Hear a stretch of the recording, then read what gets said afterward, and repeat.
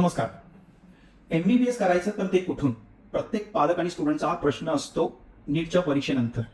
आपण नीट रिपीट केली असेल किंवा पहिल्यांदा नीट दिली असेल तर आपण रिपीट करायची आहे का? MBBSचं स्वप्न आपलं जर का असेल तर ते कसं पूर्ण करता येतं? ह्या सगळ्यासाठी एकमेव कंपनी आहे आपल्या महाराष्ट्रामध्ये एव्ही ग्लोबल.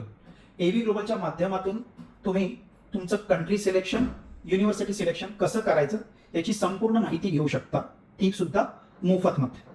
एव्ही ग्लोबलचे डायरेक्ट कॉन्ट्रॅक्ट आहेत युनिव्हर्सिटीमध्ये, ज्यामुळे तुमचं डायरेक्ट ऍडमिशन होतं तिथल्या लोकल गव्हर्नमेंट किंवा प्रायव्हेट युनिव्हर्सिटीमध्ये. ती युनिव्हर्सिटी आपण कशी चूज करायची? त्या युनिव्हर्सिटीमध्ये शिकून भारतात येऊन स्टुडंट डॉक्टर झाले आहेत का? त्या युनिव्हर्सिटीचं क्वालिटी ऑफ एज्युकेशन काय आहे?